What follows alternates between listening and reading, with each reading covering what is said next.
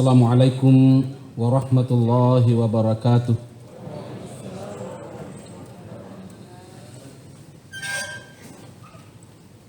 Yang saya hormati Bapak Wakil Menteri Agama Republik Indonesia, Bapak Kiai Haji Sainud Tauhid Saadi. Yang saya hormati Bapak Wakil Gubernur Provinsi Sulawesi Selatan, Bapak Andi Sudirman, yang saya muliakan. Al-Mukarram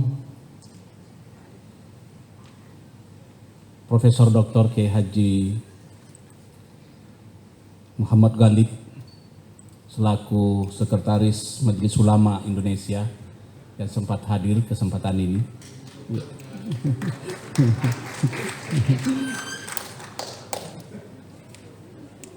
Yang saya hormati Bapak Rektor UIN Alauddin Makassar, kalau tadi posisinya sebagai Ketua LTNU, sekarang posisinya sebagai Rektor. Kenapa harus dihargai Rektor? Karena posisinya beliau sebagai Rektor sampai bisa ditempati cuma-cuma ini.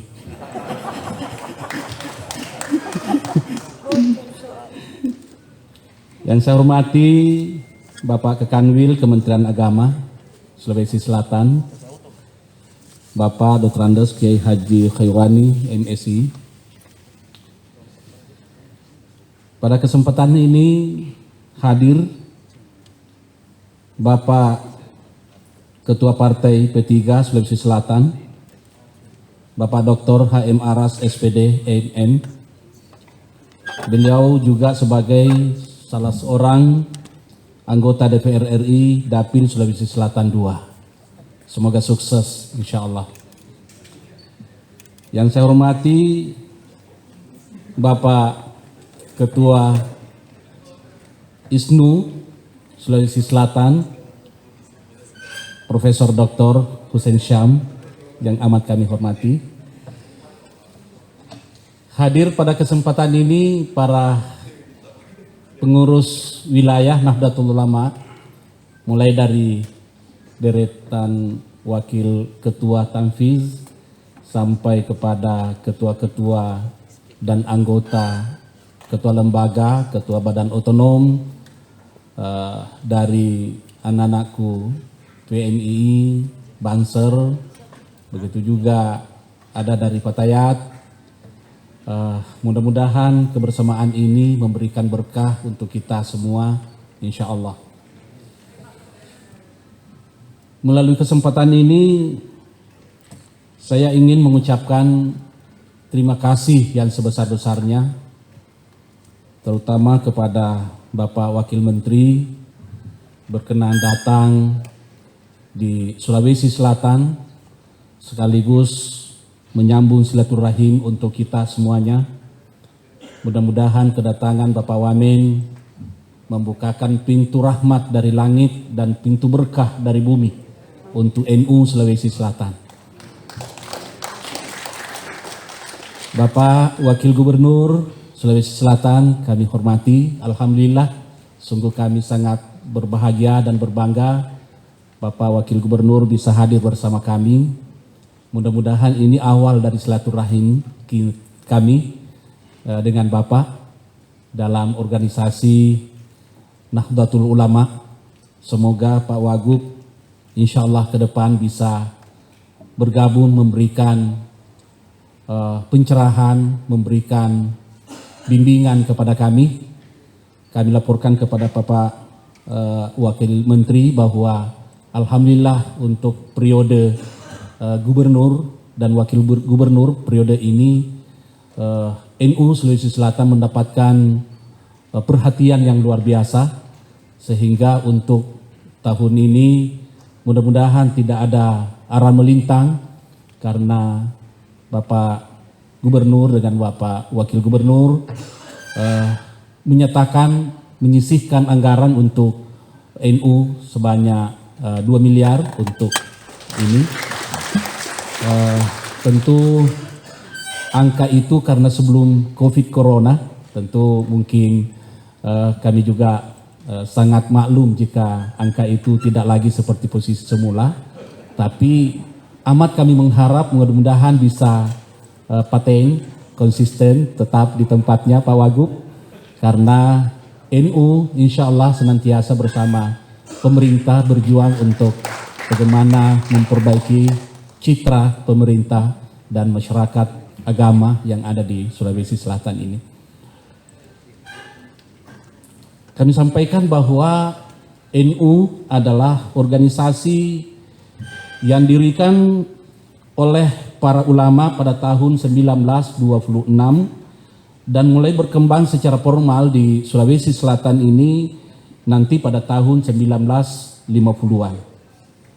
Itu dimaksudkan untuk melindungi dan merawat jamaah Ahlus Sunnah wal Jamaah yang mempraktikkan amalan-amalan keagamaan yang diwariskan oleh para pembawa Islam di Nusantara. NU juga dihadirkan sebagai bagian dari harakah gerakan kebangsaan untuk menjaga bangsa Indonesia dari berbagai potensi disintegrasi atau potensi konflik.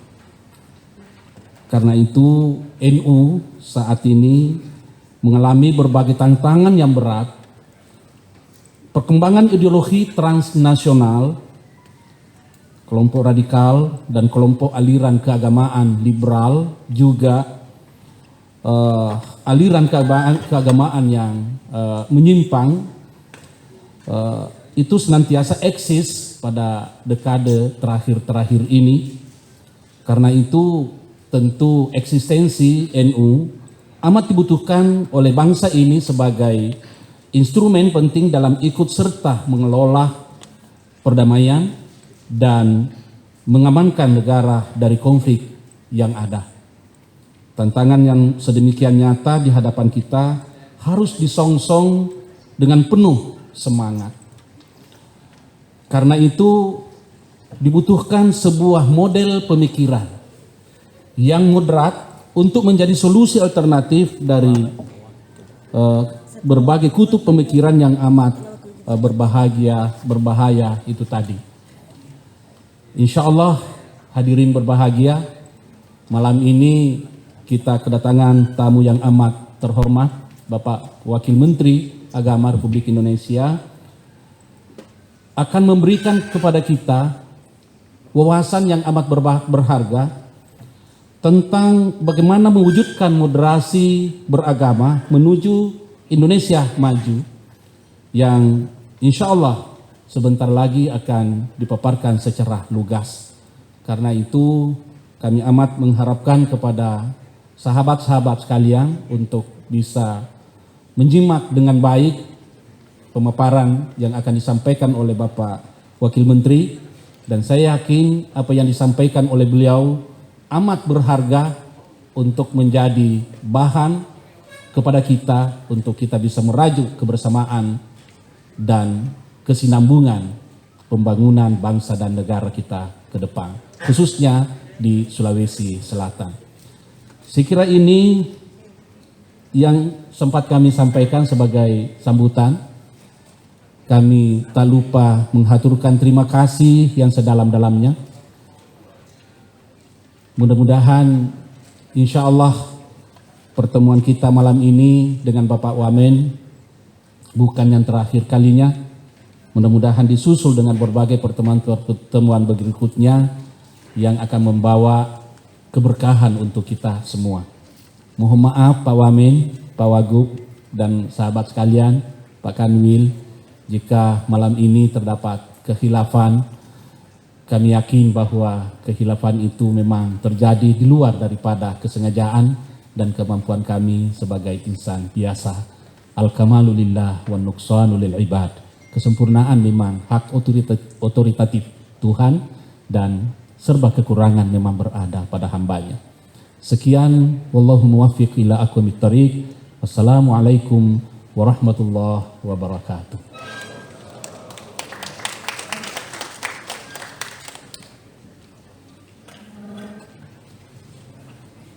Assalamualaikum warahmatullahi wabarakatuh. Alhamdulillah. Alhamdulillahi wa kafah. Salatu wassalamu ala nabiyyi Mustafa wa ala alihi wa sahbihi ahli siddi wal wafa amma ba'du. Sahabat talim para ulama, para kiai, para masyayikh, wabil khusus Ketua Umum ulama Bapak Kiai Haji Dr. Hamzah Harun Al-Rashid, yang saya hormati Wakil Gubernur Provinsi Sulawesi Selatan Bapak Andi Sudirman Sulaiman, yang saya hormati anggota DPR RI dari Dapil Sulawesi Selatan II Bapak Ahmad Arash, yang juga Ketua DPW P3 Sulawesi Selatan,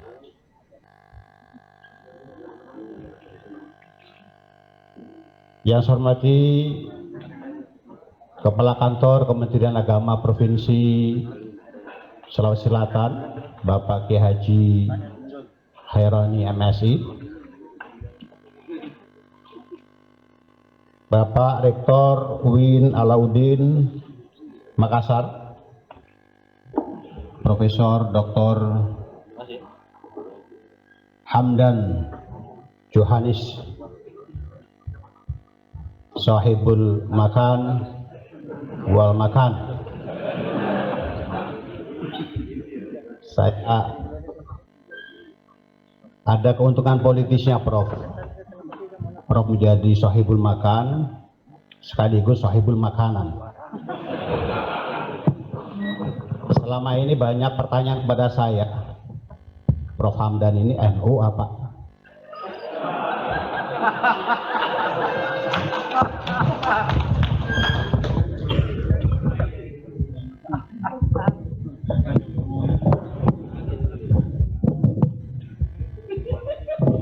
Jadi malam hari ini sah.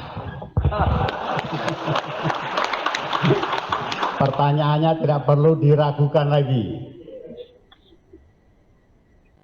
Jadi kalau ada yang bertanya, saya bilang dia NU cabang HMI. Tapi sudah menjadi ketua LPNU. Yang saya hormati Rektor UNM Bapak Profesor Dr. Husain Syam, yang juga Ketua ISNU Ikatan Sarjana Ulama, sahabat-sahabat dari PMI, dari GP Ansor, dari Banser, ini sepertinya udah mengantuk. Ya.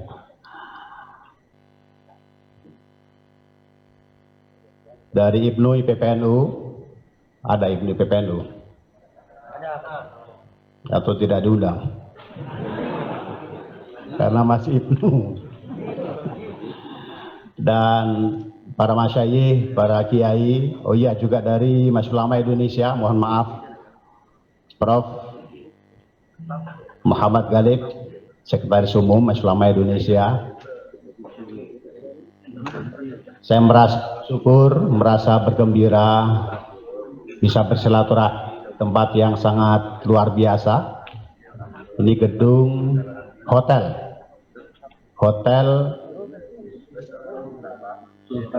Sultan Alauddin yang dikelola oleh atau di bawah pengelolaan Universitas Islam Negeri Alauddin. Jadi meskipun modelnya kayak hotel, warna seperti masjidnya masih ada. Di mana-mana biasanya hallnya itu cukup satu luas gitu, tidak satu paruh gitu ya. Kan kalau model ini kan seperti di atasnya juga bisa untuk jamaah gitu. Tapi alhamdulillah ini bagian dari yang kita syukuri, dan mudah-mudahan hotel ini bisa menjadi berkah dan berkembang, dan diharapkan nanti dari teman-teman pengurus NU bisa memanfaatkan. Nah, sekaligus promosi, Prof. sangat tersanjung sekali saya bisa dikasih kesempatan untuk bisa bersilaturahim, bermuajahat, dan ini semuanya di luar ekspektasi saya, di luar dugaan saya. Forumnya sedemikian rupa, saya pikir silaturahmi dengan para yai, para masyayikh, bijang-bijang ringan, tidak seserius ini. Oleh moderator, oleh pembawa acara, saya diminta untuk menyampaikan orasi kebangsaan. Ini makomnya lebih naik lagi dari tahun orasi kebangsaan. Jadi tambah grogi saja, karena yang saya hadapi ini para profesor-profesor, para kiai, para masyayikh yang saya kira pengalamannya, ilmunya sudah sangat besar, sangat banyak, sehingga dikhawatirkan nanti seperti menggarami laut. Tapi saya niatnya adalah kita saling tukar informasi, kita saling berbagi pengalaman, dan mudah-mudahan jika ada yang bermanfaat kita bisa kembangkan dan bisa kita teruskan. Tapi jika ada yang salah, nanti kita revisi, kita ingatkan, karena memang sesama Muslim harus saling mengingatkan, saling berwasiat di dalam kebaikan dan juga di dalam kebenaran. Nahdlatul Ulama, sebagaimana yang disebutkan oleh Bapak Ketua Umum, bahwa NU Nahdlatul Ulama memiliki dua fungsi yang saya kira ini menjadi modal kekuatan Nahdlatul Ulama. Yang pertama adalah tugas mengawal nilai-nilai keislaman, dan yang kedua adalah tugas untuk mengawal nilai-nilai kebangsaan, mas'uliyah diniyah dan mas'uliyah wataniyah. Karena memang Nahdlatul Ulama dilahirkan, didirikan oleh para kiai-kiai kita, oleh para ulama-ulama kita,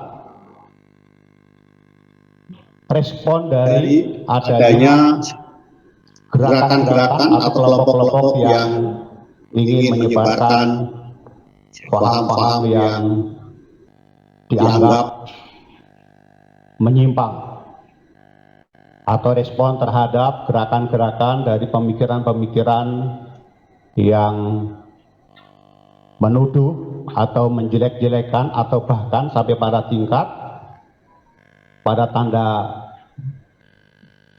pada posisi tertentu disalahkan, bahkan sampai pada tingkat pengkafiran misalnya.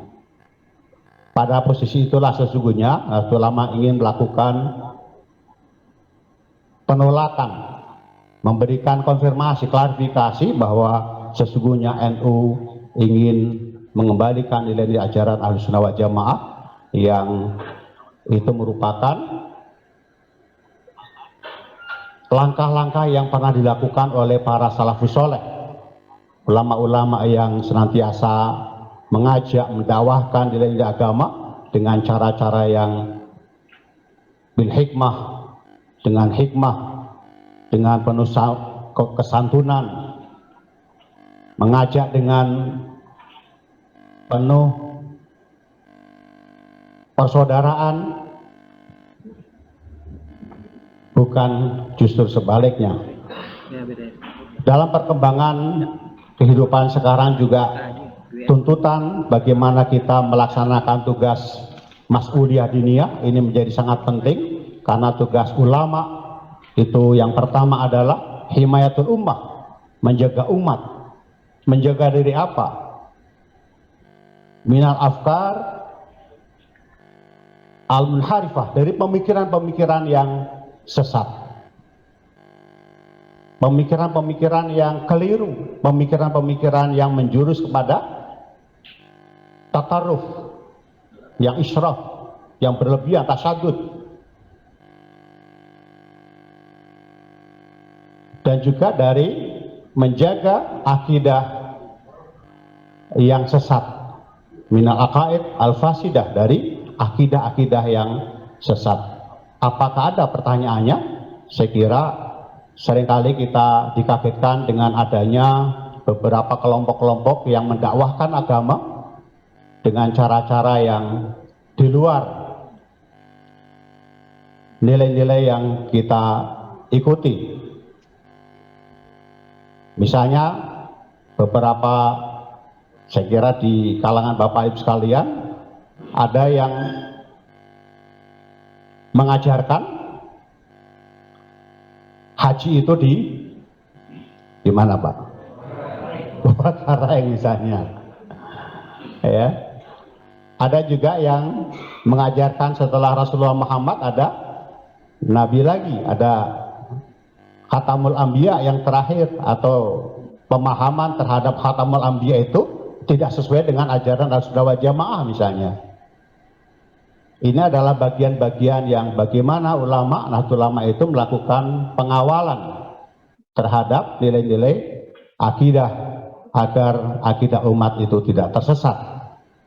Di Jawa Timur beberapa bulan yang lalu diinformasikan ada orang yang bisa menggandakan uang, namanya Kanjeng Dimas, dan itu pengikutnya ada yang profesor, ada yang doktor, ada yang kiai, ada kiainya, dan ratusan atau ribuan masyarakat umum lainnya.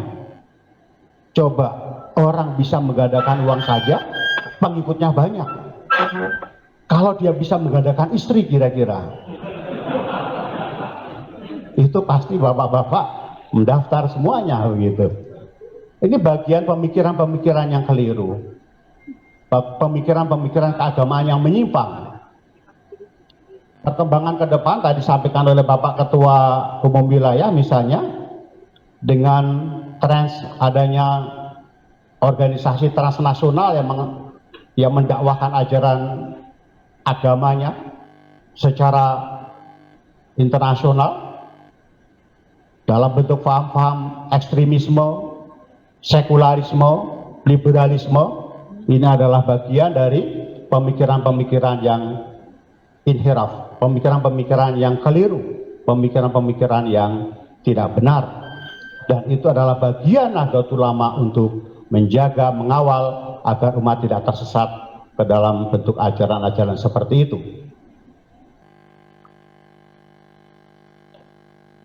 Bagian yang tidak kalah penting adalah bagaimana menjaga nilai-nilai kebangsaan kita, mengawal Indonesia yang telah didirikan, yang telah dimerdekakan oleh para ulama-ulama kita. Ini juga merupakan bagian dari tanggung jawab Nahdlatul Ulama. Indonesia tidak mungkin bisa lahir dan tidak mungkin bisa berdiri jika tidak ada kiai-kiai, tidak ada santri-santri, dan tidak ada ulama-ulama kita. Kontribusi pesantren, kontribusi kiai, kontribusi santri tidak bisa dinafikan dalam posisi Indonesia merdeka. Dan ulama-ulama kita telah berhasil mempertemukan pemikiran keagamaan dan pemikiran kebangsaan. Ini adalah sebuah prestasi yang saya kira perlu kita syukuri. Sementara di beberapa negara yang lain belum bisa menyelesaikan antara paham keagamaan dan paham kenegaraan. Beberapa bulan yang lalu misalnya ulama-ulama agama Afghanistan datang ke Indonesia, mengunjungi Nahdlatul Ulama, mengunjungi Muhammadiyah, mengunjungi Majelis Ulama Indonesia. Untuk apa? Bertanya. Ingin belajar tentang Islam yang ada di Indonesia, Islam wasatiyah. Sementara mereka masih bertikai antara satu ulama dengan ulama yang lain. Bahkan kehidupan kemasyarakatan, kenegaraan tidak pernah aman. Boleh jadi misalnya kita pidato di sini, di luar terjadi tembak-tembakan, terjadi bom-boman. Itu yang terjadi di Afghanistan. Belum lagi di negara-negara yang lain, di Suriah, di Irak, dan di belahan negara-negara yang lain. Yang itu semuanya karena apa? karena ulamanya belum bisa mempertemukan konsep antara paham keagamaan dan paham kenegaraan. Alhamdulillah Indonesia, ulama-ulama kita telah selesai menyelesaikan mempertemukan konsep agama dan konsep kenegaraan. Dan lahirnya negara Indonesia itu juga tidak bisa dilepaskan dari peran besar para ulama-ulama kita yang memberikan alas, yang memberikan dasar Indonesia merdeka. Ketika terjadi perdebatan antara tokoh-tokoh nasionalis dengan tokoh Islam pada awal-awal menjelang kemerdekaan misalnya, tokoh-tokoh nasionalisme menginginkan Indonesia merdeka atau berdiri di atas nilai-nilai paham kebangsaan. Tapi tokoh-tokoh Islam menghendaki negara Indonesia berdiri di atas nilai-nilai ajaran agama Islam. Terjadinya perdebatan inilah kemudian ada titik temu kalimatun sawa yang kemudian ditawarkan oleh Bung Karno. Indonesia bukan lahir sebagai negara agama, tapi juga bukan sebagai negara sekuler, tapi negara yang menghormati nilai-nilai ajaran agama, negara yang masyarakatnya religius, masyarakatnya yang melaksanakan prinsip-prinsip ajaran agama dengan bebas, tidak ada hambatan, tidak ada halangan. Dan nilai Pancasila itulah dirumuskan oleh siapa? Oleh tokoh-tokoh bangsa kita, tokoh-tokoh nasionalis, tokoh-tokoh Islam duduk bersama-sama merumuskan Pancasila. Dan dalam catatan sejarah, tanggal 1 Juni memang merupakan usulan Bung Karno yang itu kemudian oleh pemerintah ditetapkan sebagai hari lahirnya Pancasila, karena memang istilah Pancasila, nama Pancasila itu adalah tanggal 1 Juni. Ada ketetapan, keputusan, kesepakatan tanggal 22 Juni itu juga tidak bisa dinafikan. Apa itu kesepakatannya? 5 sila, dengan sila pertama ketuhanan dengan kewajiban menjalankan syarat Islam bagi pemeluknya. Ini sebuah kesepakatan nasional pada saat itu yang oleh semua pihak menerima. Tapi kemudian tanggal 18 Juni, 1 hari setelah kemerdekaan, oleh PPKI kemudian 7 kata dicoret. Itu juga adalah sebagai sebuah kesepakatan yang tidak bisa kita hindari, karena tokoh-tokoh kita, ulama-ulama kita lebih mengedepankan kepentingan bersama, kepentingan negara di atas kepentingan kelompok. Orang-orang tua kita, the founding fathers kita, the founding mothers kita telah memberikan contoh teladan bagaimana kita mencari solusi kebangsaan, makharij wataniyah, dengan cara duduk bermusyawarah, menyampaikan argumentasi, berdebat, tapi setelah keputusan diambil semuanya tunduk patuh kepada keputusan itu, sehingga Pancasila yang kemudian diterima untuk menjadi sebuah dasar negara agar kebinekaan kita, pluralisme bangsa Indonesia itu bisa hadir bersama-sama untuk hidup berdampingan dengan damai, untuk saling membantu, saling menolong, saling mengasihi dalam kehidupan kebangsaan dan kenegaraan. Kesepakatan ini yang harus kita jaga. Oleh Kiai Ma'ruf sering disebutkan, kesepakatan ini yang kemudian diwujudkan dalam sebuah negara persatuan Indonesia.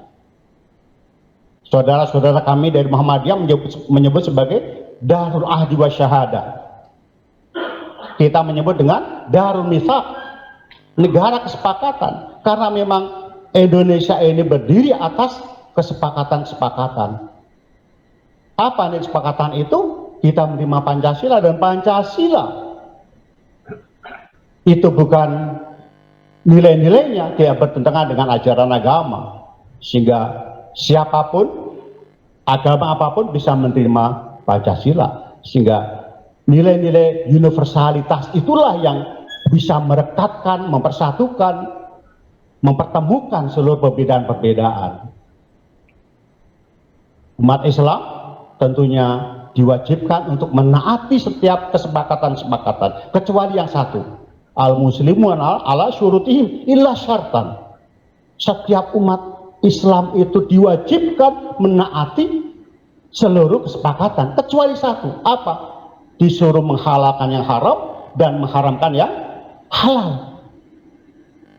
Ketika itu kemudian dilarang atau diperintahkan kita melaksanakan yang haram, kita baru boleh untuk melanggar kesepakatan itu. Sementara Indonesia tidak pernah melarang umat Islam, umat agama lain untuk apa? Beribadah sesuai dengan keyakinan, sesuai dengan keimanannya, kepercayaannya. Sehingga tidak ada alasan bangsa Indonesia untuk menciderai kesepakatan itu. Ini yang harus digarisbawahi. Memang ke depan tantangan terbesar kita adalah dua. Yang pertama adalah ekstremisme agama atau radikalisme agama dan ekstremisme atau radikalisme sekuler. Kadang-kadang saya menggunakan istilah radikal ini, kita masih harus berdebat.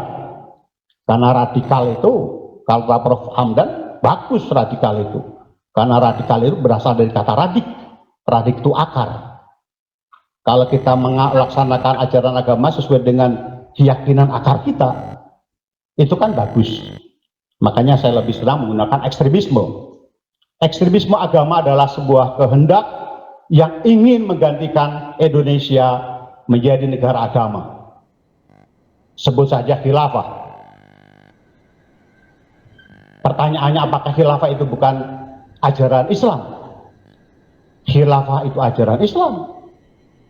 Karena memang di dalam kitab-kitab fikih yang namanya babul imamah, bab tentang imamah, tentang khilafah, itu ada. Tapi pertanyaannya, apakah satu-satunya yang sesuai dengan ajaran Islam itu hanya khilafah? Ini seluruh ulama tidak bersepakat. Ada perbedaan pendapat. Ketika ditanya apakah khilafah itu berasal dari ajaran Islam, semua ulama sepakat, iya. Tapi begitu ditanyakan apakah hanya satu-satunya khilafah yang berdasarkan ajaran Islam, yang sesuai dengan ajaran Islam, ulama-ulama tidak bersepakat. Karena ini menjadi persoalan ijtihadi, persoalan yang boleh jadi ada perbedaan pendapat, karena ini bukan masalah usul, bukan masalah yang menjadi pokok ajaran agama. Makanya kemudian ulama-ulama dari berbagai negara berbeda-beda ijtihadnya. Saudi menggunakan kerajaan, Mesir menggunakan republik, Emirat menggunakan keamiran, Indonesia juga menggunakan republik. Itu tidak bertentangan dengan ajaran agama. Yang wajib ditegakkan adalah kepemimpinannya. Nasbul imam itu menjadi wajib. Tapi bentuknya seperti apa? Itu ulama-ulama berbeda pendapat. Ijtihad ulama Indonesia mendirikan negara berdasarkan Pancasila itu juga sah. Sepanjang negara tersebut tidak melarang umat beragama, umat Islam melaksanakan ibadahnya. Jangankan kita melaksanakan ibadah, kita berjuang untuk menegakkan nilai-nilai agama yang kita adopt, kita masukkan ke dalam undang-undang, itu boleh. Kenapa boleh? Sudah ada prakteknya. Saya alhamdulillah jadi anggota DPR seperti Pak Aras, nggak lama, 17 tahun.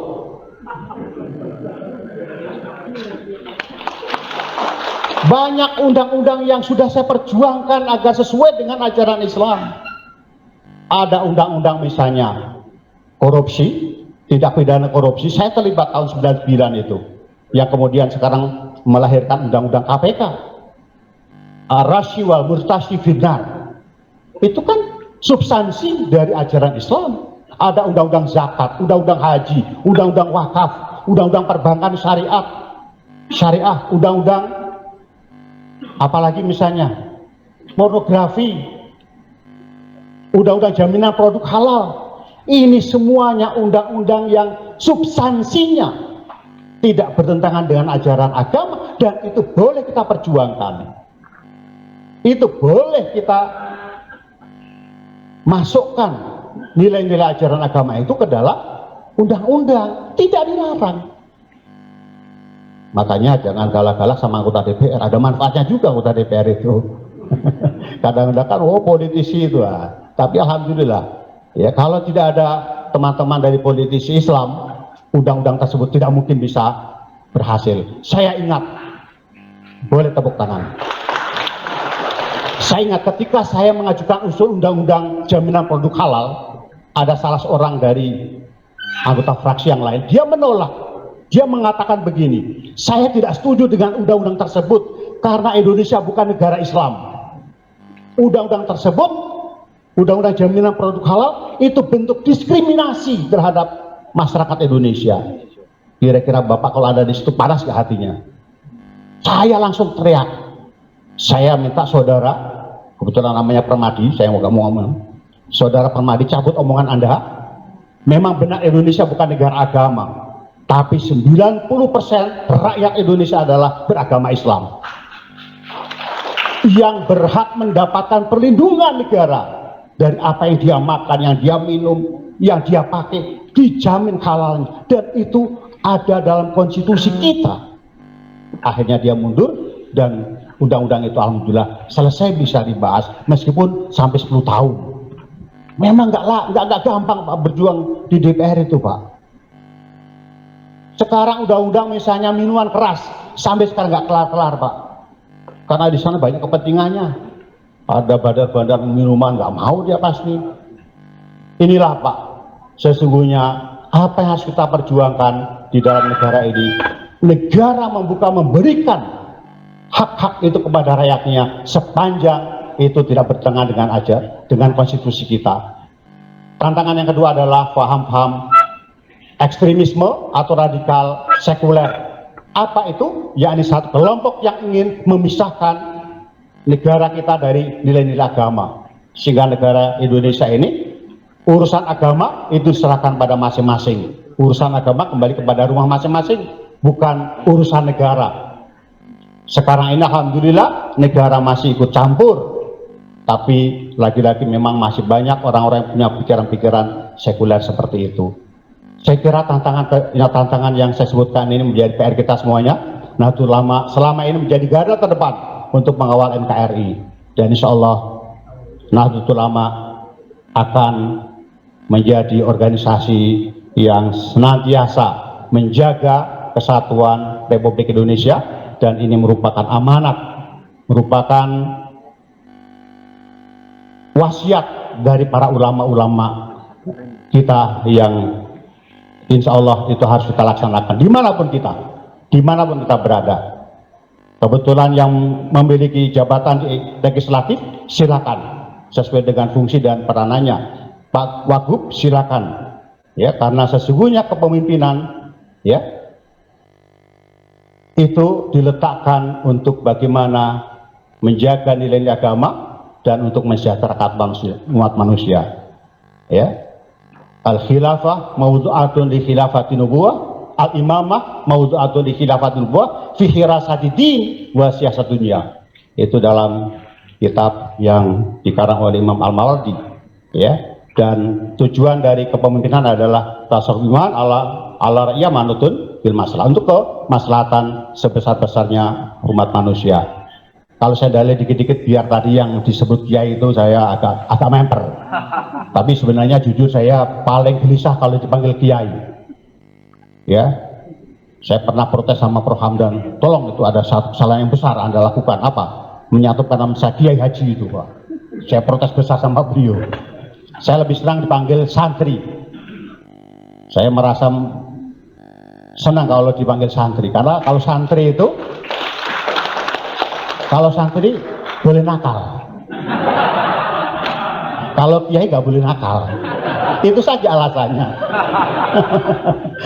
Saya kira mohon maaf apa yang kami sampaikan barangkali ini karena saya jujur tidak bisa mempersiapkan dengan baik. Saya begitu masuk melihat tema ya sekilas itu saya kemudian mencoba melakukan perenungan, tapi mohon maaf sekali lagi karena ini tidak ada persiapan. Mudah-mudahan pada kesempatan yang lain saya lebih diberikan kesempatan untuk mempersiapannya. Akhir kalam, wallahu muwaffiq ila aqwamit thoriq. Wassalamualaikum warahmatullahi wabarakatuh.